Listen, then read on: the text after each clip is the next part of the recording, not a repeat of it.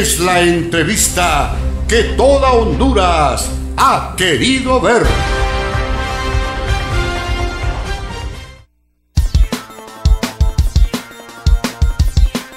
Continuamos con más. Cholo Saxur informando.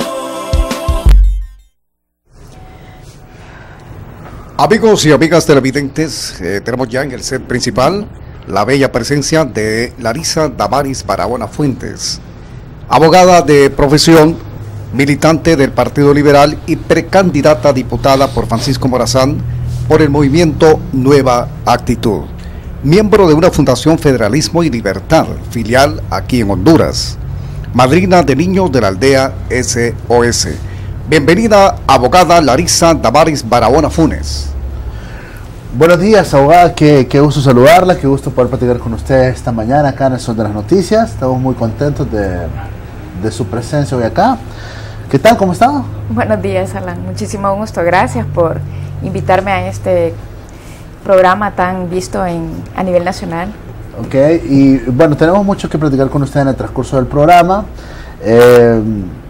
No hay duda que hay varios temas importantes que podemos abordar por su trayectoria profesional, por su trayectoria también humana. Vamos a hablar mucho de este tema de las aldeas de SOS y lo que representa, porque hay que tener muchísima sensibilidad humana para poder dedicarse a esto, de la parte profesional, que tiene usted un currículum interesante. Pero vamos a entrar en materia. Abogado, ¿usted de dónde es originaria? Yo soy de aquí de Tegucigalpa. Capitalina. Capitalina. ¿En qué barrio, en qué colonia se creó? Pues nosotros los Barahona iniciamos en el barrio El Bosque. Barrio El Bosque. Sí, y bueno, luego salimos, bueno, yo estaba chiquita, y nos pasamos a vivir a la campaña, ¿sí? ¿Verdad? Y pues mi niñez fue prácticamente ahí, y luego pues nos fuimos a vivir a Los Próceres, y básicamente nos hemos desarrollado toda la niñez en la campaña, una buena parte, y en Los Próceres. Ya, su papá abogado también, ¿verdad? Sí, mi papá es abogado. De una trayectoria importante. Mi papá es abogado, mi abuelito era abogado, tío, abuelos, abogados también. En mi familia casi bastantes abogados. Entiendo que su papá ha tenido papeles importantes. Sí, mi papá fue magistrado de la Corte Suprema y sí, ha tenido cargos muy importantes a nivel nacional. Ya entiendo por qué es abogada. Sí, claro. Interesante. ¿Y cómo fue su niñez? Cuénteme, ¿cómo la pasaban ahí en el bosque primero, verdad? Sí, bueno, en el bosque realmente yo no recuerdo porque estaba bien pequeña, y ya como a los 5 años creo que ya nos venimos para la campaña. Entonces mi niñez prácticamente se desarrolló ahí en la colonia La Campaña. Y bueno, como tengo hermanos varones, entonces... ¿Cuántos está? Inicialmente éramos 5, 4 varones y yo. Entonces, la única niña. Inicialmente.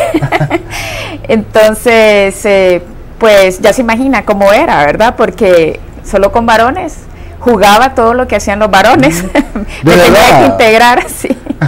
Le tocaba jugar carritos. O sea, no jugaba muñecas, jugaba carritos, jugaba, bueno, mis hermanos se encargaron de que yo aprendiera todo lo que ellos hacían. ¿Y qué hacían?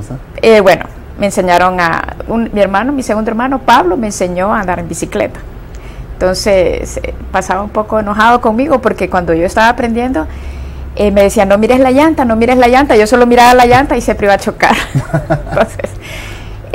luego pues jugábamos todo lo que hacen los niños, ¿verdad? Los varones especialmente, fútbol, jugaba fútbol, yo era la portera. Pero yo tenía una ventaja porque mi hermano mayor era el defensa, entonces prácticamente él paraba todo. no llegaban al arco, no llegaban a la meta. No, solo que una vez estábamos, bueno, creo que él se distrajo y tiraron un balinazo, es que le dicen, ¿verdad? Los varones, y venía la pelota directo a mi cara. Entonces mis otros hermanos, cuidado, Lari, me dicen. Entonces yo, en vez de agarrar la pelota, me fui para un lado y metieron el gol. Entonces desde ahí no me volvieron a meter. Me volvieron a meter en cuestiones de fútbol. Pero le gusta usted el fútbol, ¿no? Sí, me gusta, y le entiendo también. Le entiendo, o sea, sé cuáles son las posiciones de los jugadores. Qué bien. Y cuénteme una cosa, ¿era la consentida entonces? Me imagino que sigue siendo la consentida. Yo creo que sí. Y pues jugábamos también, o sea, jugaba cosas bien raras, jugaba pistolas. jugaba eso, pero creo que sí. mi papá se preocupó porque jugaba muchas cosas de niños y me pasó a la escuela de niñas. Entonces ya dejé de jugar todo eso. Sí. Entonces, bueno, pero cuéntame, sus hermanos, eso era muy común, yo creo que sigue siendo común. Sí. A comprar las pistolas de juguete y como... Es que como a ellos jugar se las guerrita, compraban, entonces yo las agarraba y yo me metía a jugar. Jugábamos hasta... Maules. Sí, creo que aprendí a jugar trompo también, pero, o sea, era bien poco realmente, porque usted sabe que los varones cuando tienen sus amigos, de ahí se empiezan a distanciar. Sí, como, pero ellos siempre me integraban y jugábamos bastante cuestiones de carreras, cosas así. Pero ha visto ese término que le dicen, no, es que esta niña es bien varonera, le decían. Sí, es que era varonera. Yo tengo más facilidad de hacer amistades con varones que con mujeres por eso, porque tenía todos los amigos de mis hermanos eran mis amigos. Ajá. Entonces, y mis amigas, cuando yo ya estaba en la escuela de niñas, todas mis amigas que llegaban a la casa, bueno, no todas, después terminaban siendo las novias de mis hermanos. ¿Ah, sí? Sí. Algunas, no todas. Sí, entonces, mira qué interesante, pero eso es como parte de la dinámica cuando solo hay una niña en la sí. casa, cuando solo hay una mujer. Sí. Entonces todas sus amigas terminaban siendo bueno, novias. no todas, Sí, porque si algunas. me escuchan o me miran diciendo eso, se van a resentir. Y también la otra parte es que nosotros hemos sido nadadores, ¿verdad?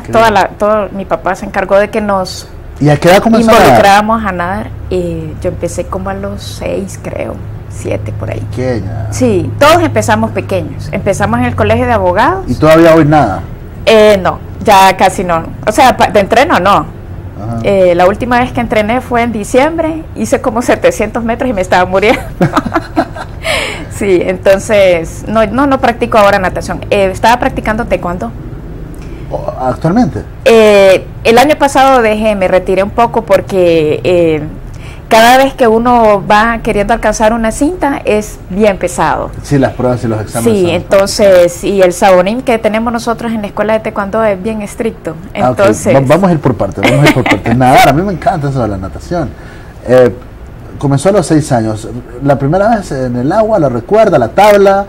Bueno, recuerdo de que tenía el pelo largo, bastante largo, y el entrenador que teníamos tenía una forma de enseñarnos bien peculiar, ¿verdad? Agarraba a los niños, no sabíamos nadar nada, y los tiraba en lo hondo. Entonces a mí me tiró y dice, no, es que ellos salen nadando solos.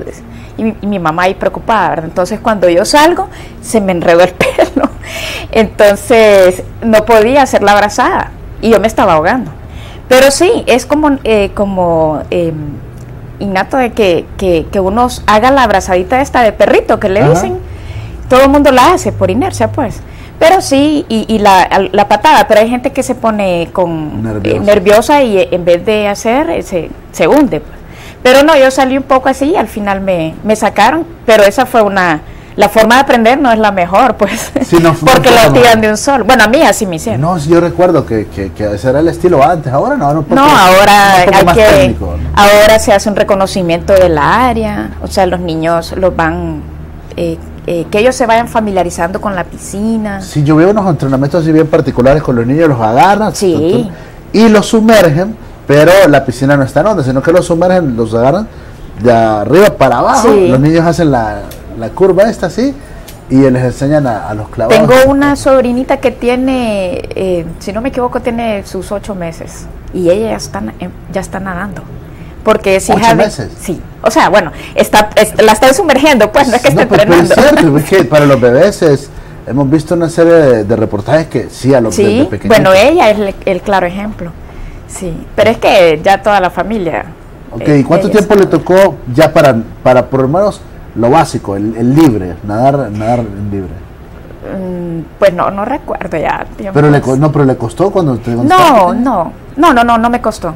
Es que cuando usted empieza a entrenar, a aprender a nadar temprano, es más fácil. Es más fácil, sí. Si le enseñan las técnicas. Y bueno, y cuando está como acompañado, pues como es mejor también, ¿verdad? Nosotros aprendimos rápido. Ok, y varias especialidades. Todos los estilos, todos, el libre, mariposa, dorso, pecho, relevo, combinado, todo. Y de ahí nos pasamos al country club para efectos de competencia. Ah, ya, le tocó competir. Sí, me ¿Y tocó cómo le fue? competir. ¿Y cómo le fue? Pues, bueno, no era tan, no es que era mala, pero no estaba como muy involucrada en eso de que querer ganar medallas de oro. Tal vez como tenía mis hermanos mayores, que por ejemplo Pablo, mi hermano, fue a las Olimpiadas, ¿verdad? Entonces, y también mi papá como que les exigía más a los varones, a mí no me exigía mucho. Entonces tengo 3 hermanos mayores que ellos nadaban. Ellos y mi hermano mayor se metía así como que era un ritual nadar, se metía muy perfeccionista, ¿verdad? Yo iba a nadar tranquila. ¿Sin presión? Sí, bien relajada. Y a veces contaba las piscinas y decía, puchica, ¿cuántas piscinas? Y me distraía, se me iba o sea, nunca pensaba de que estaba como que iba a llegar a salir al extranjero. Yo no tenía todas esas metas, tal vez porque estaba bien chiquita, ¿no? Sí, o sea, ¿verdad? No tenía el espíritu de competitividad. Exacto, no. Lo hacía más por más deporte o... Yo creo que yo iba porque me llevaba. O sea, que era más por obligación. Sí, bueno, es que como estaba pequeña, me llevaban, éramos 5 hermanos en ese entonces, ¿verdad? Entonces yo iba porque yo era la chiquita, pues entonces nos llevaban el grupo, entonces ¿qué iba a hacer yo? Yo tenía que nadar. O sea, era por inercia, yo iba, hacíamos el ejercicio, me cambiaba, nadaba, salíamos, una rutina. Entonces sí era bonito porque el practicar un deporte como la natación, que es completo, le da disciplina, pues lo va formando a uno. Pero como yo estaba tan pequeña, no entendía, ¿verdad? Pero sí, ya cuando empecé las competencias, ahí ya empecé a ver de que realmente se necesitaba hacer un esfuerzo mucho más del mismo entrenamiento. Todos teníamos el mismo entrenamiento, pero para ser un buen nadador, pienso yo, de que el nadador tiene que tener más eso, pues el espíritu competitivo, tiene que tener esa visión de que realmente quiere ganar las medallas, entonces se pone más empeño. Vaya, por ejemplo, todos estábamos haciendo el mismo entreno, pero si usted lo hace más rápido, usted se va se destaca, o sea, sí, lo toma en cuenta, va fortaleciendo más las habilidades, las técnicas y todo eso. Pues entonces en aquel momento yo no entendía eso, o sea, yo entrenaba pero era así como una uva, pues que no la entendía, pero por ejemplo mis hermanos sí. Era una competencia, ¿verdad? Ellos competían. Ahora, pero muchas mujeres dicen, de repente es bonita la natación, pero es complicado por la dinámica, traje de baño, a veces quizás no siento que me queda bien el traje de baño, no me gusta eso de estarme mojando el pelo todo el tiempo y después secármelo, o si tengo el pelo que fui al salón el día anterior, después tener que ir a meterme a la piscina, tener que mojarme, o que me ponga el gorro y todas esas cosas. Bueno, mire, las nadadoras, o por lo menos en mi tiempo, francamente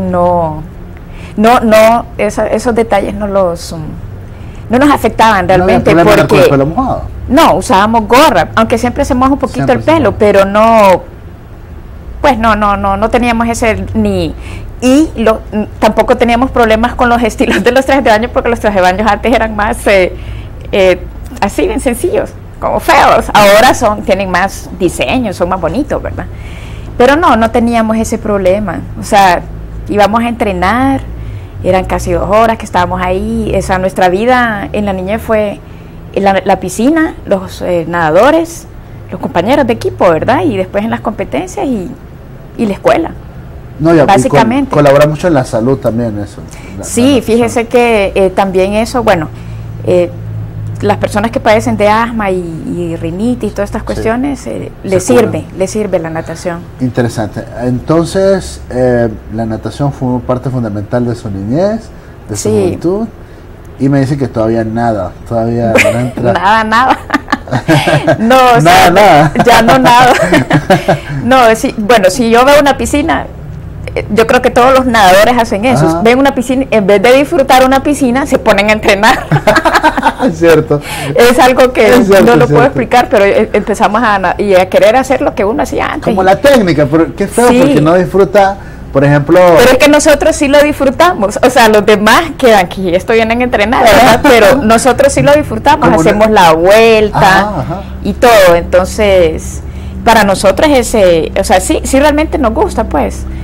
Pero es cierto, fíjese que uno llega a una piscina, entonces el propósito es como relajarse, como de repente estar como no en dorso, pero sí estar como... Sí, o se ponen así, a jugar pelota, inventan ahí, la gente normal. Ya puesto en una piscina, bueno, vamos a probar a ver cómo ando, por qué tantas piscinas puedo hacer, o a ver si todavía puedo con pecho cruzar de un lado a otro, con la técnica de pecho. O cuando estamos con mis hermanos nos ponemos a hacer competencias, a hacer piques. todavía en estos tiempos. Sí, pero a mí siempre me ganan, sí. Sí. Interesante.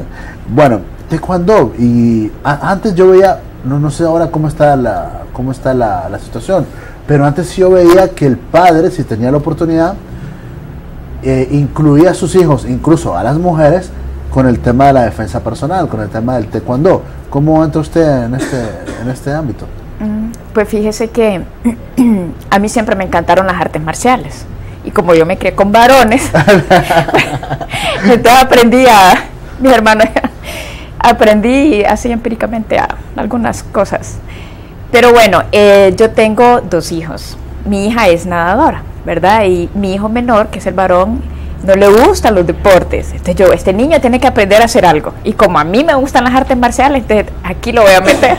Y así me metí, o sea, fue la excusa. Entonces yo lo llevaba y miré que habían unas señoras ahí practicando. Entonces yo dije, porque al principio dije que feo se va a ver que mi hijo está entrenando y que yo también esté entrenando, ¿verdad? Sí. Pero habían unas señoras, entonces yo pregunté y me dijeron, sí, aquí pueden aprender el que quiera. Me dicen, bueno, entonces ya me involucré y empezamos. Y como el taekwondo tiene bastante de flexibilidad, ¿verdad? Tiene que tener mucha flexibilidad, y como yo ya era ex nadadora y eso desarrolla la flexibilidad también, entonces para mí fue fácil aprender. Lo difícil es continuar. Ahora, pero ¿cuál es la primera cinta? Blanca. La blanca. Comenzó con la blanca. Sí, pero cada cinta es un proceso. Sí, no es así nomás. Para llegar a ese examen de la cinta es una buena marimbiada, como decir. Y no solo es aprender los se dice, como la técnica. Sí, la técnica, sino que también es nos ponen a hacer ejercicio pesado. Por ejemplo, ahí en la vía, pero yo practicaba en la vía, el sabonín nos ponía a subir las gradas y varios pasos, pero bien pesados, ¿verdad? Al principio pues yo no sentía, pero ya a los días no podía ni levantar la pierna. Sí, entonces es pesado el ejercicio. Pero para obtener cada cinta entiendo que hay una competencia. Se hacen competencias, se hace examen, se hace examen tanto escrito, se hace examen escrito, se hace examen oral y se hace examen físico. Práctico. Sí, físico es el ejercicio y el práctico, sí. Pero a la hora de ir, por ejemplo, por la básica, la blanca, hay que pelear, le toca ese etapa. Sí, bueno, en mi caso, yo desde un inicio le dije a Saunín que yo no iba a pelear, ¿verdad? Porque, o sea, ¿nunca peleó en todo ese interín? No, yo solo hice competencia de formas. Es una presentación, es que le dicen, exhibición, ¿verdad? Es una exhibición, sí, pero nunca peleó entonces. No. Nunca le tocó competir. No, pero si me toca pelear voy a tirar patadas. Es buena peleadora. No, interesante, pero es que yo veía, tenía unas familiares, mujeres también, y como me llevaba muy bien con ellas, entonces yo iba también. Pero yo lo que miraba que a la hora de hacer los exámenes para la cinta, era competencia, o sea, era pelea, y el que ganaba tenía acceso a la cinta. Yo eso es lo que miraba en taekwondo. Sí. Pues eran competencias bien pesadas. Sí, porque que salía. Bueno, yo llegaba a mi casa y de repente andaba un montón de moretes por todos lados. Es que es pesado, y más para las mujeres, porque cuando está practicando, de hecho en las prácticas usted pelea, hace combate, pues, ¿verdad? O las patadas que uno está practicando, se golpea el pie, o cuando le toca, por ejemplo, es que Sabonín era un poco malo conmigo porque me ponía a una de mis amigas que es doctora, que es alta, grande, y yo toda chiquita. Entonces, claro, una patada de ella, una vez iba yo con toda la fuerza y solo me puso la patada y ¡fuc! Salí por ahí. Desproporcionado. Sí, pero claro, o sea, ella era fuerza y yo era agilidad, Ajá. o sea, yo era rápida. Entonces, cada quien tiene su fortaleza, ¿verdad? Pero o sea que se le tocó el contacto físico, se le Sí, tocó. no, una vez me puso con un cinta roja. Entonces le dije yo, si me golpeas o me quebras, acordate que soy abogada, te voy a demandar. Le digo. No me hizo nada. No se preocupe, pero él todo. Pero entonces ponían varones con mujeres. Sí, Así. sí. Entonces o sea, tiraba la patada, pero cuando ya, o sea, se miraba que venía fuerte, ya cuando me iba a pegar, le bajaba la velocidad. Él tenía amenazado. No, interesante. Fíjate que, pero usted no es peleona, ¿no? ¿O sí es peleona? No, yo ¿Ha digo puesto en que práctica alguna no. vez? ¿El taekwondo? ¿Sí? No. Me refiero a la su vida común. y corriente. No. No, pero ¿En la casa? no. Yo no. No, realmente no, pero por ejemplo, bueno, como estamos en estos tiempos, ¿verdad? Y así es cuando andamos en la calle, es por inercia que yo me pongo en una posición por si algo pasa. ¿Así? Sí, pero yo creo que eso ya es, los que practicamos tenemos una postura así. O sea, alguien que la toque por la espalda, hola, Larissa, y usted ya se cuadra. algo así, ¿no? Más que todo es la postura de defensa, defensa en los pies, en las piernas. Sí, es una postura de que está como que, porque mi fortaleza son las patadas. Por lo menos eso me dijo el Sabonín, ¿verdad? Espero que no me haya engañado. Interesante. Bueno, mire que bien. ¿Otro deporte que haya practicado? Bueno, en la escuela practicábamos básquet, pero es que yo siempre he sido así como bien, me gustan mucho los deportes, pero básicamente era natación y después Bueno, primero fútbol, ¿verdad? Bueno, ¿Fútbol es que volvió a jugar? No, solo miro fútbol. Bueno, nadar y el taekwondo, interesante. Ok, ¿y cómo fue el colegio? ¿Cómo era esa dinámica? ¿La pasaron a un colegio, a una escuela de...? Sí, estaba en primaria, hice San José del Carmen, solo me llevaba con varones. Mi papá estaba preocupado, creo yo, porque todos mis compañeros me llevaban más con los varones. Y hice bullying con varones a las niñas. Pero lo mío era bien sano realmente, pues no era así como que las molestaba tanto, pero era una. De ahí nos hicimos mejores amigas. Pero sí me llevaba bastante con varones, entonces mi papá, bueno, no sé realmente, ¿verdad? Yo pienso que miraba ahí que se estaba haciendo su hija tomboy y me pasó al sagrado. Y allá pues es diferente, ¿verdad? Porque todas eran mujeres y completamente diferente, pues. Pero que imagínense, yo criándome con varones en mi casa, iba a la escuela y solo me iba con varones. Entonces andaba corriendo, hacía todo. Y en el colegio, pues allá las niñas eran más recatadas, con las monjitas eran bien estrictas. ¿Y usted se portaba bien? ¿En el colegio? En el sagrado, ya con Sí. las monjitas. Sí. Ajá. Yo creo que todas nos portamos. Pero esa experiencia de pasar de ser varonera a llegar a un colegio de donde solo hay mujeres y monjas de por medio, ¿cómo fue esa experiencia? Pues al principio fue, para mí sí hubo así un aprendizaje, porque yo era así bien como tosquita. Entonces, pues como por los varones, ¿verdad? Y pues me gustaba correr, o sea, tocaban, yo era así, sonaba el timbre o la campana para recreo y yo salía corriendo y las demás niñas iban caminando. Entonces ahí empecé a ver la diferencia, ¿verdad? Y yo, ¿y estas por qué no salen corriendo? Entonces ya después me fui como que me empezaron a reformar, a moldar ahí. Y ahí iba caminando y empecé también a adoptar el caminado y todo eso. Ya, y después cuando sale del sagrado, luego A la Universidad Autónoma. a la autónoma. Sí. Okay. Entonces, derecho. Derecho. Y con influencia directa de su papá. Sí. ¿Ya había sido magistrado él? No, él ejercía la profesión en ese tiempo. Él tuvo varios cargos, fue secretario del Instituto Nacional Agrario, fue presidente del Consejo Nacional Agrario, fue juez. Él tiene una carrera y también ha ejercido bastante tiempo la profesión, actualmente la ejerce. Ok, y sí. La vida con un abogado es como padre, como cabeza de familia, ¿cómo era la dinámica? Porque ser operador de justicia no es fácil en Honduras, siempre hay un riesgo intrínseco, siempre sí. Hay algún temor que se pueda tener por parte de la familia. ¿Cómo era la dinámica con ustedes? Bueno, mi papá siempre fue estricto, completamente estricto, serio. De hecho, toda la parte de formalidad y de seriedad y lo estricto que podamos ser nosotros es por parte de mi papá. De ahí todo lo demás es por parte de mi mamá.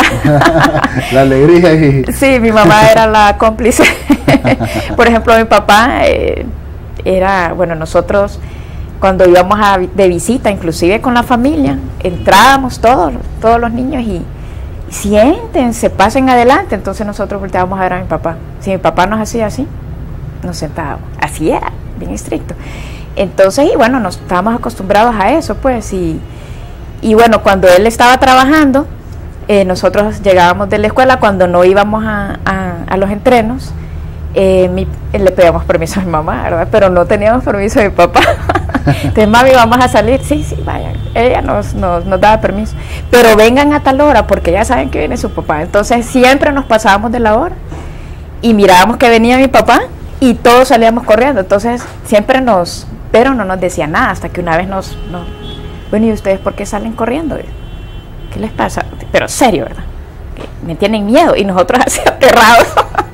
Entonces sí, mi papá era bien estricto y en cuanto a los trabajos que él ha tenido, pues sí, siempre él era muy previsor, ¿verdad? Siempre recuerdo de que cada vez creo que cuando era juez y le tocaba, bueno, estaba bien pequeña, creo que fue juez en la Costa Norte, no recuerdo bien, pero él siempre tenía algo que a mí nunca se me olvida. Quedaba, bueno, ya está pagado el colegio de abogados y era así como que le iba a pasar algo siempre, ¿verdad? Entonces, pucha, que como que era, siempre estaba como que previniendo y dejaba todo arreglado. Entonces, y en todos los casos así era. Interesante. Ahora, entonces usted decide por el ejemplo de él, no le impuso, sino que por el ejemplo de él, usted decide ser abogada. Fíjese que en parte sí, pero creo que me di cuenta de que iba a ser abogada porque en el colegio a mí no me gustaban las matemáticas, ¿verdad? Entonces no me gustaban las matemáticas y bueno, me costó, soy sincera, me costó. Tengo un profesor que conmigo me tenía entre ceja y ceja porque yo no sé, algunos maestros cuando los alumnos no son muy buenos en algunas clases, la agarran con los alumnos, ¿verdad? Pero este profesor era bien querido, pero conmigo era así y no es que yo era mala, sino que no me gustaba. Entonces después empecé yo a tratar como a dedicarme un poco más y saqué buenas notas, pues. Pero como no me gustaba y era muy buena, por ejemplo, en español, sacaba 100, en sociología, me encantaba, filosofía, psicología, historia. Entonces estaba más orientada para área social, ¿verdad? Okay. Entonces no me decidí por ninguna carrera que entre menos números mejor. Y bueno, la influencia de mi papá y mi abuelo, que también era abogado. Y cuando yo empecé a estudiar, primero sacábamos las generales, mi papá una vez me dice, ¿y al fin qué va a estudiar? Me dice, no, estoy todavía meditando, pero me gustan estas clases, le dije yo así, ¿verdad? Ay, entonces ahí agarró, él creo que fue también, mire, me dice, la carrera de Derecho es excelente, y le voy a explicar por qué. Me dice, porque usted puede trabajar en el Poder Ejecutivo, puede trabajar en el Poder Legislativo, puede trabajar en el Poder Judicial, puede trabajar en la banca, puede trabajar en el exterior. O sea, me hizo que amara esa carrera, pues. Y también puede trabajar sola, me dice. Entonces yo dije, pucha, qué bien, qué bueno ser abogado, ¿verdad? Entonces me dio una mini cátedra de todo lo que podía hacer y me convenció. Y tenía bastante aptitud para ser abogada. Sí, ¿verdad? entonces, se gradúa en la universidad. ¿Y cuál fue su primera experiencia laboral? Ya como profesional del derecho. Pues también mi papá, siempre influyendo, me dijo de que si quería ser buena abogada tenía que ir a practicar al área criminal. Fíjame bien el consejo. Entonces empecé ad honorem en el juzgado primero de letras de lo criminal y no había terminado de estudiar, pero estaba paralelamente ya trabajando y estudiando. Y sí, fue excelente realmente la idea y el consejo, porque ahí uno aprende ya lo que es la vida real, pues. O sea, pero cuando uno viene de la escuela, del colegio y en ese mundo de su familia y que tiene un entorno diferente, a ir a un lugar como el juzgado de lo criminal, o sea, para mí fue, o sea, en qué mundo vivía, ¿verdad? Y ahí me di cuenta de muchas cosas. Entonces ahí me fui formando más en cuestiones de el valor de lo que de la vida, de la libertad, lo que mejor andar con pie derecho. Sí. Sí, ahí me di cuenta de muchas cosas. No, y por ejemplo, la responsabilidad de que una trayectoria de su papá, una trayectoria profesional de su papá destacada, cuando asume usted también la responsabilidad de ser profesional del derecho, es una carga también, es una situación bien difícil. Porque dicen, bueno, si el papá era un buen abogado, sí, era un buen operador de justicia, la hija no puede ser menos que una buena profesional. Sí, fíjese que, bueno, nosotros con mis hermanos que también son abogados, no es que no nos guste o que nos sintamos mal, al contrario, nos sentimos muy orgullosos de tener un padre como el que tenemos, ¿verdad? Porque él, pues para nosotros es, como usted lo acaba de decir, es una persona íntegra, honesta, un buen profesional del derecho. Entonces, para mí es una eminencia, ¿verdad? Entonces, tener, antes cuando yo llegaba a algún lado, es la hija del abogado Barahona. Entonces, cuando yo empecé ya a querer hacer mi nombre, ya no le contaba mucho a él lo que iba a hacer. Entonces, recuerdo que yo me fui una vez a la corte a buscar trabajo y llevé mi currículum, pero no dije que era, no lo mencioné ni nada. Yo creo que la de recursos humanos sí sabía, pero yo no le dije nada. Entonces ella, cuando ella fue defensora pública, yo era escribiente del juzgado y yo pues trataba muy bien, con respeto y todo, era diligente. Entonces ella, sí, claro que sí, yo con gusto te voy a dar trabajo, que no sé qué, y me dio una oportunidad ahí, ¿verdad? Entonces, con el tiempo llegó mi papá de magistrado, pero a todo eso nadie sabía que él era mi papá. Entonces yo dije, hasta que al fin, ¿verdad? Porque para todo era, sí, es que es la hija del abogado, que no sé qué. Y aparte de lo que él, que es un intelectual, ¿verdad? Entonces superar, el estudiante tiene que superar al maestro, pero sí, tratamos de superarlo, aunque con la experiencia que él tiene y su mundo, yo creo que son todos las leyes, los libros. Ahora, cuando él llega a ser magistrado de la corte, usted siendo escribiente, ¿le dan otro cambio? Bueno, ahí salió la hija. Tenía que aprovechar. Ahí yo le pedí, lo fui a buscar. No sé cómo fue la cosa de que se regó, como dicen, la bomba. Y entonces me decían, puchica, Larisa, mira, aquí está tu papá. Bueno, y también me pedían favor, ¿verdad? Ayudarnos, que no sé qué, a que aumente de sueldo y todo eso. Entonces, yo lo fui a buscar. Bueno, ya que está acá, le digo, a ver qué otra cosa podemos mejorar, ¿verdad? Y bueno, él bien serio, no, vamos a ver. No me decía ni sí ni no, ¿verdad? Vamos a ver, todo serio, no me decía nada. Pero yo también siempre andaba buscando, no me quedaba ahí, pues yo iba a buscar, tenía amistades y yo les decía, mira, quiero hacer otras cosas y si tienen alguna oportunidad y también para mejorar, ¿verdad? Entonces estaba, por un lado, trabajando a mi papá, a ver si me ayudaba, y por otro lado estaba con otras personas por ahí, y me salió con una amiga en un proyecto que en aquel entonces era proyecto de administración de área rural. O sea, fuera de la corte ya. Fuera de la corte, o sea, totalmente. Siendo magistrado. Sí, imagínese que en vez de haberme quedado haciendo una carrera judicial, me voy. Entonces, claro, me gustó cómo me plantearon el asunto de este trabajo. Y pues me dijeron, pero tenés que decidir ya, me dice. Bueno, me llama mi amiga, mira, tenés una cita con esta persona, pero tenés que venirte ya. Entonces me voy.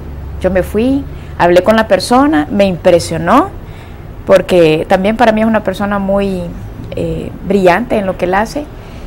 Y eso sí, me dice cuánto, no me preguntó cuánto quería ganar, sino que me dice, vas a ganar tanto, y eran dólares. Aquí nomás, dije yo. Dice, ya Lo único que sí me dice, tenés que irte para Comayagua.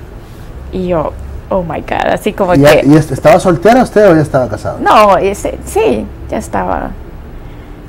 Ya estaba casada, sí. Ok, qué difícil eso. Solo se me quedaba un tema, porque me parece interesante que siendo magistrado su papá, usted ha decidido salir del Poder Judicial. Sí, quizás creo que tal vez por el salario me fui más por, que creo que todos hacen. Me gustó mucho pues la oferta que me dieron, pero cuando yo ya había decidido, me tenían una plaza de defensora pública, pero era en Ceiba. Entonces pero ahí por cuestiones de en la corte. En la corte, o pero sea, era porque su papá había hablado, porque su papá pues no sé si él había hablado, pero hay una oportunidad, ¿verdad? Entonces, yo lo que reflexioné fue la distancia de salir de Teus a Ceiba, es largo, sí. Comayagua es más cerca, puedo venir a cada rato. Entonces me decidí yo creo que más que todo por el salario y por la que estaba más cerca de la capital. ¿Y nunca volvió usted al Poder Judicial? No. Nunca volvió a ser nunca funcionario. más. Es que me llama la atención. Esa Sí, decisión. siempre me dicen, ¿por qué te saliste y hubieras hecho carrera? No, pero es que dicen que hacer carrera en el Poder Judicial tiene su costo, tiene su precio, no es fácil. Imagínense, si incluso usted teniendo un papá magistrado de la Corte no era tan fácil que dijeran, bueno, la vamos a poner a ella en un cargo importante, como ahora, que es bien descarado, ¿verdad?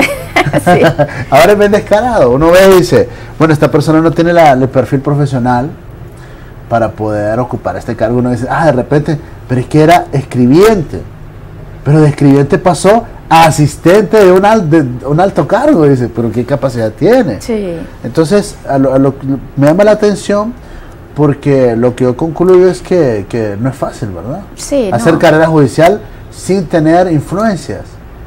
Yo creo que en la corte creo que eso siempre se da, pero también tiene que ver la capacidad de las personas, ¿verdad? ¿Cree usted que vale más la capacidad que una influencia?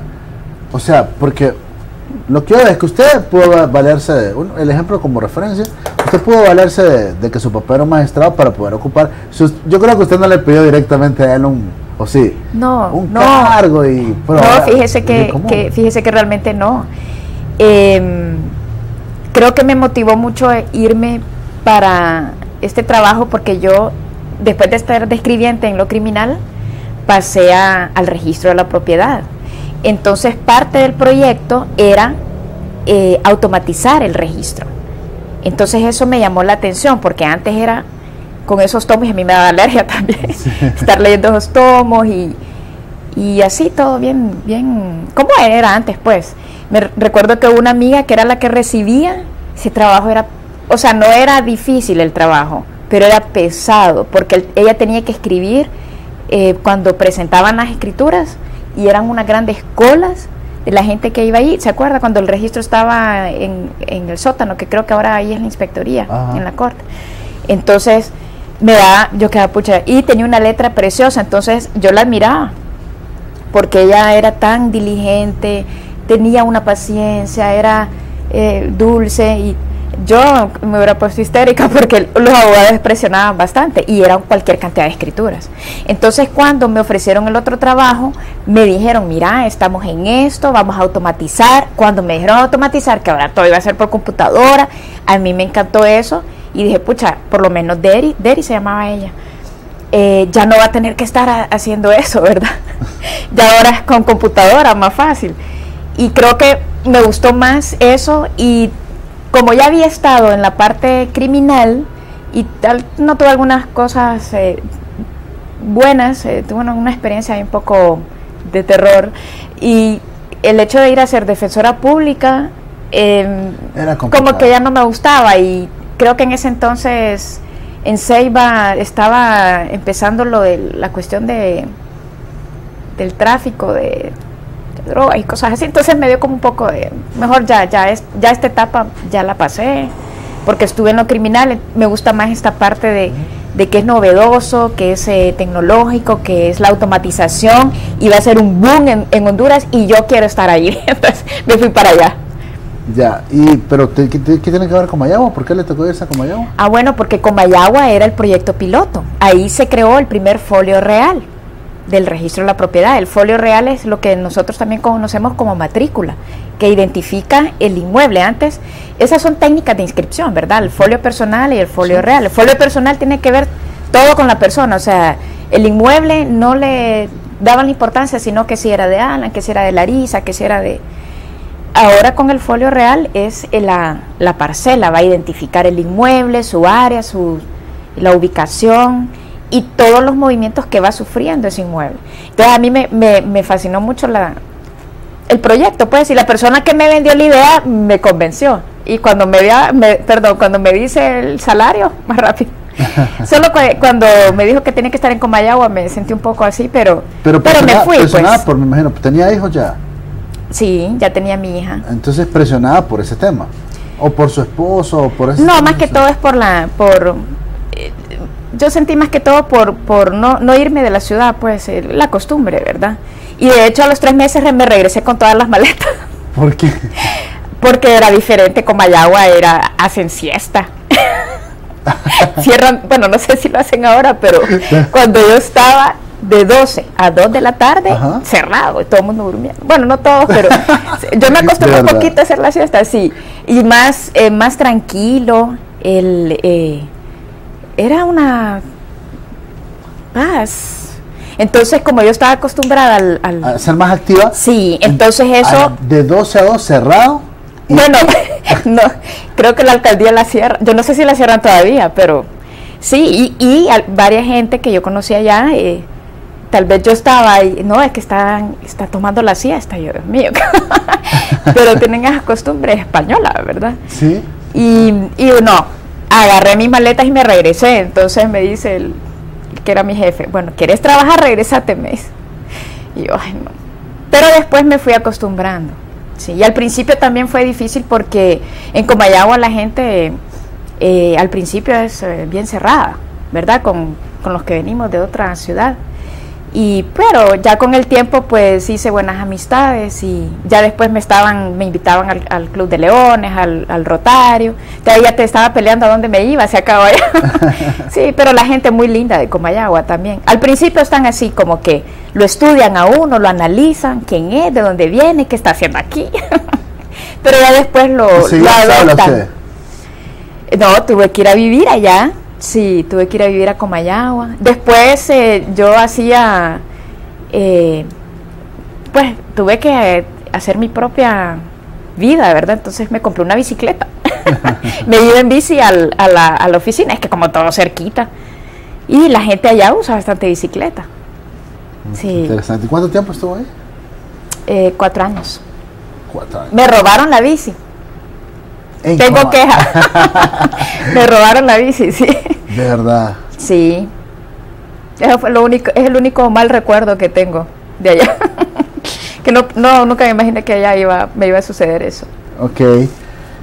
Luego, ¿qué ocurre? ¿Qué ocurre con Larisa Barahona? ¿Qué pasa? Ah, bueno, como estaba en un proyecto que de ahí se hizo programa, ¿verdad? Este programa es financiado por el Banco Mundial, que ahora se conoce como Programa de Administración de Tierras de Honduras, PAT, el PAT. Y bueno, la idea era crear el Instituto de la Propiedad, el famoso IP. Entonces, por ahí es que del PAT yo paso al IP. Y pues yo viví toda esa transición del folio, del cambio de técnica de inscripción de folio personal a folio real en el registro de la propiedad. Inclusive, como lo bueno, ¿verdad? Que estaba de jefa en una unidad, yo pude traerme algunas personas de aquí de Teus, las contratamos. Lo único que, claro, ¿verdad?, implicaba pues cambiar de ciudad, vivir allá y todo esto, pero sí valía la pena. Estuvo muy bonito todo eso, la parte tecnológica, la implementación. Al principio fue difícil porque como todo cambio, la gente no le gusta, ¿verdad? Y decían que iba a ser un fracaso, pero a mi ver, pues creo que fue muy bueno. Y cuéntame una cosa, entrando en materia sobre ese tema en particular, todavía hoy vemos que está una parcela de tierra y hay 4 escrituras sobre esa parcela de tierra. ¿Por qué pasa eso? Bueno, creo que para empezar el vendedor tiene que ver mucho. El vendedor, el dueño original del inmueble, si vende, puede ser un caso que pueda vender a 4 personas diferentes. Puede suceder también de que este inmueble sea titulado por el IP, por la alcaldía, inclusive por el INAH. Entonces se pueden dar esas, o una escritura pública autorizada por un notario, ¿verdad? Entonces puede suceder esa doble o triple inscripción registral.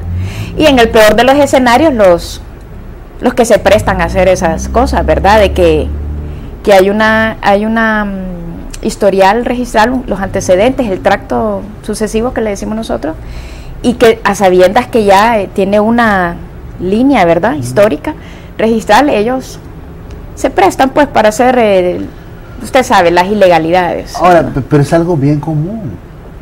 Yo lo veo como bien común, o sea, veo, uno va a los tribunales o va a la corte, hay pleito por tierra, se están disputando un terreno, pero si hay un dueño de la tierra, si hay un dueño de la parcela, si hay un dueño de la propiedad, y está registrado en el IP, pero usted llega al sistema y en el sistema, en verdad, aparecen los 2 o 3 o 4 registrados e introducidos en el sistema.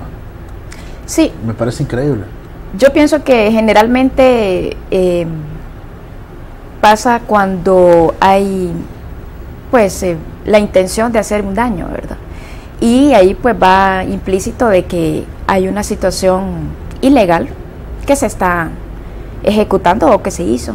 Eso es definitivo, porque una persona que sabe lo delicado que es registrar, el registrador tiene responsabilidad civil, administrativa y criminal, ¿verdad? O sea que es una responsabilidad seria, fuerte para un registrador.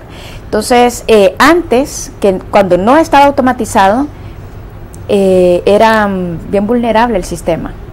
Ahora que se supone que hay más controles porque todo está automatizado y se hace un respaldo, puede ver usted quiénes ingresan, porque todas las personas que trabajan en el registro de la propiedad donde se hacen estas inscripciones tienen un usuario para poder ingresar al sistema, ¿verdad? Entonces todo queda registrado y ahí pues no hay pérdida. La gente que anda prestándose a este tipo de situaciones queda, ¿verdad? En evidencia. Sí. Pero hay bastante conflicto de tierra en Honduras. Sí, definitivamente, siempre. Y acá en la siempre capital de la República hay un montón de usurpación de tierras también. Fíjense que acá yo veo que hasta se agarran las áreas verdes. Terrenos baldíos que no son de nadie. Las aceras las cierran y no hay ningún problema. Sí, es cosa seria. Mire, yo me he fijado que en algunas, bueno, por ejemplo en la Kennedy, en el Hato, tal vez en el Hato no, en la Kennedy, en la Kennedy han agarrado todas las áreas verdes. Es que también pienso yo que es cuestión de cultura de las personas, porque, o sea, si esa acera... Yo creo que Fosovi, ¿se acuerdan que una vez denunciaron a Fosovi? Sí, también, es que es dependiendo de la gente que llega. Pero por ejemplo Fosovi, ¿por qué tiene que estar dando terrenos? Me pregunto yo. No, el espíritu, bueno, por un tema de vivienda. Sí, creo que debe de respetarse lo que es el área verde, debe de respetarse todo lo que implica el ornato de la ciudad. Pero pienso también que es parte de la educación también, porque hay gente que, yo recuerdo un caso que querían regularizar un terreno ahí en el IP. Yo era la jefa del departamento legal en Bello Oriente, y ya empezó a ver la ubicación del mapa y todo, y era, o sea, afuera de su área verde. Inclusive pasaba una cuestión de luz, un poste los transformadores, ¿verdad? Que alimentaba todo el bloque ahí. Y había, entonces que sí, que él había arreglado bonito, que tenía flores, que había puesto cerquito, que tenía posesión, que nadie lo había ido a... Claro, ¿quién le iba a ir a decir algo si él se sentía dueño de ese pedazo? Pero realmente no le correspondía, ¿verdad? Entonces, y que pagaba, pero que él mantenía bonito ahí el lugar. Entonces, cuando me tocó hacer el dictamen, pucha... este no le corresponde esta área, ¿verdad?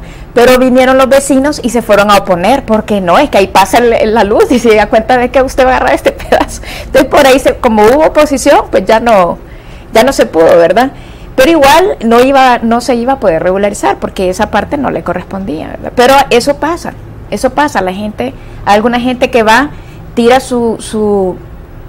tal vez el muro su área es de malla ciclón o qué sé yo, entonces la van tirando un poquito y como nadie les dice nada, la van tirando más hasta que se agarran y ya tienen otro terreno al lado. Pero yo veo también que la alcaldía otorga terreno. La alcaldía tiene mucho pero que yo ver. veo que no está conectada, no le digo Fosobi, IP, alcaldía, yo no sé quiénes más regalan la tierra, regalan terrenos acá, en la capital, para ponerlo como ejemplo, el INA también. Bueno, no hay coordinación, ¿verdad? Todavía hoy siento que no hay coordinación. Debe de haber una coordinación. Hay convenios. Yo sé que hay convenios entre las instituciones y de hecho la ley de propiedad establece de que todos los catastros de estas instituciones deben de dar esa base de datos al IP. Entiendo yo que no la tienen todavía. Creo que eso evitaría mucho esa doble inscripción si tuviéramos una base de datos en donde tuviéramos ligada toda la información. La tienen, pero no... con todas las instituciones. Esa coordinación que usted dice, creo que todavía falta, ¿verdad? Sí, a mí me parece increíble. Hay una inseguridad jurídica en ese tema.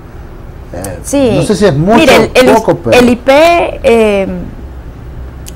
creo que ha hecho bastantes esfuerzos en mejorar, ¿verdad? Tanto en capacitar a la gente, en estar siempre reformando, automatizando, implementando, pero el problema es la persona que está en estos cargos, los servidores públicos, y vamos al problema de todas las instituciones, ¿verdad? Porque pueden haber buenas intenciones, se puede estar trabajando, pero si hay una persona que le gusta el tilín el tilín ya me recordó usted a Pineda Ponce, que Dios no tenga en su gloria, dicen la gente en el pueblo. Pineda Ponce, usted es liberal, ¿verdad? Sí. Propósito. ¿Y qué le animó a meterse en política? Bueno, mi familia siempre ha sido liberal. Mi abuelo fue exiliado con el doctor Roberto Reina y Carlos Roberto Reina, y mi papá pues siempre también fue liberal, pero quien era la activista de que andaba haciendo bulla y escándalo era mi mamá. Por eso le digo, toda la parte seria por parte de papá. ¿Cómo se llama su mamá? Paulina Fuentes. Paulina Fuentes. Señor. Ella sí, liberal. Ella es sanpedrana. Ya. Entonces por eso es que ella es bien amena y todo esto. Entonces ella andaba siempre ayudando. Ella no andaba pidiendo nada de favores ni cargos, sino que a ella le encantaba, y como yo era la única niña, entonces me llevaba para donde me se yo andaba con ella, entonces yo la miraba, aquel entusiasmo, aquel amor, aquel trabajo, y empecé a que se me quedaron los nombres de la gente con la que ella trabajaba. Por ejemplo, trabajaba con doña Norma de Lara, con la abogada Lupita Jerezano, y así. Y recuerdo que me fue involucrando. Entonces la primera actividad política que yo estaba era edecán del ingeniero Ascona. Entonces yo era la que le servía el agua y estaba después ahí toda seriecita. Esos fueron los pininos, como dicen. Y después yo, pues me gustó mucho el área, la política y el partido en sí, ¿verdad? Pero sí, al principio pues siempre se miraba así que había siempre un grupo dentro del partido, entonces... Como una argolla. Sí, bueno, en español. como una argolla, pero como al inicio pues yo no entendía cómo eran las cosas, entonces yo lo miraba normal. Y siempre estábamos trabajando, entonces ya cada vez que venían las elecciones, nosotros éramos como los soldados que íbamos a trabajar, a poner los stickers, a poner la bandera, a trabajar en mesa, a hacer el escándalo, la bulla, las concentraciones, entonces, pero nos gustaba pues. Y después ya cuando ya estaba de abogada, pues ya me invitaban a formar parte de la comisión jurídica, entonces ya yo ya empezaba y luego pues en el 2014 me invitaron a ser parte de unos módulos para que nos formaran como capacitadores políticos a nivel nacional del liberalismo. Ok, entonces usted en este momento está participando como candidata a diputada. Sí, sí, ahí estamos. Es que es complicado, pero esas argollas, pues, ¿qué le anima a participar sabiendo que todavía hoy aquellas argollas del 90, creo, siguen siendo las mismas argollas de hoy? Bueno, todo surge a raíz de esa invitación que me hizo el abogado Francisco Cibrián a participar como capacitadora, ¿verdad? Entonces nos estaban dando unos módulos de derecho administrativo, de ciencias políticas, de economía y los principios liberales, y a reforzar todo esto, ¿verdad? Las ideas libertarias. Y bueno, ahí conocí, uno de mis instructores es el doctor Eduardo Martel, el esposo de Almira. Entonces cuando yo ya sabía de casi todos los militantes del partido, ¿verdad? Pero no los había tratado tan directamente, y cuando yo escuché a este muchacho, porque es joven, yo le dije a él, abogado, doctor, le dije, usted puede ser nuestro candidato, le digo, usted debería ser nuestro candidato al Partido Liberal, y me atrevo a decir que usted puede llegar a ser presidente, pero eso fue en el 2014, ¿verdad? Terminamos los módulos y de ahí la idea era ir por departamento para llevar y empezar a organizar y a formar capacitadores, ¿verdad? Entonces pasó, terminamos, nos dieron los diplomas, fuimos a capacitar a algunos lados, y de ahí surgió de que me hicieron 3 llamadas, que era la doctora Adalmira, la esposa del doctor, ¿verdad? Entonces me dice, mire Lari, que estamos haciendo, la queremos invitar a una reunión, estamos queriendo hacer un movimiento, que no sé qué. Sí, mire, yo no podía en ese momento, siempre tenía algo que hacer. La segunda llamada, ¿verdad? Ya la tercera llamada, así como que, Lari, mire que... Y entonces yo ya después con pena, porque ya era la tercera, no, esta vez voy a irle, pero es que siempre tenía algo. Entonces, pero fui, a la tercera la vencida. Llegué y me presentaron el proyecto, me gustó mucho, y lo que más me gustó es que ellos fueron bien abiertos, pues, nos dieron apertura, y aquí no estamos pidiendo... como se estila, ¿verdad? Que para ser diputado dan no sé cuánta cantidad de dinero, una aportación fuerte y todo esto. Entonces aquí vamos a crear el movimiento y vamos a llegar los que quieran trabajar y los que quieran realmente un cambio por Honduras. Entonces me gustó mucho, y por ahí así fue que decidí. Ok, estamos hablando del programa. ¿Cuál es su casilla? Casilla 25. 25, bonito número. Sí. Dice unos amigos, hay que comprarle una chica.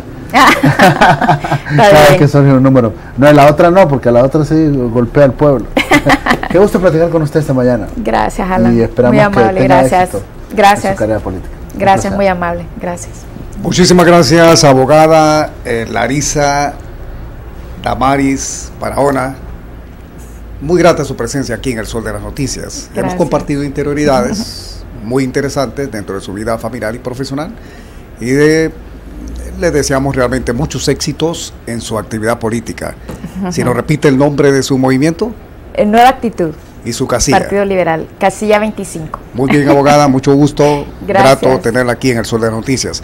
Hasta aquí el programa de hoy, Sol de las Noticias. El siguiente programa, Historia de Hospital, con el licenciado Celín López.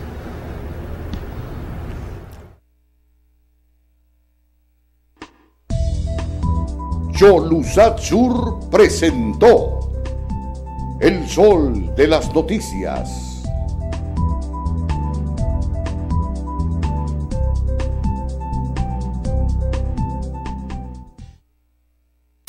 Esto es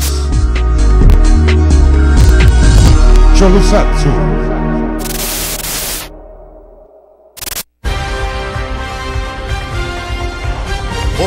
primera vez después de 3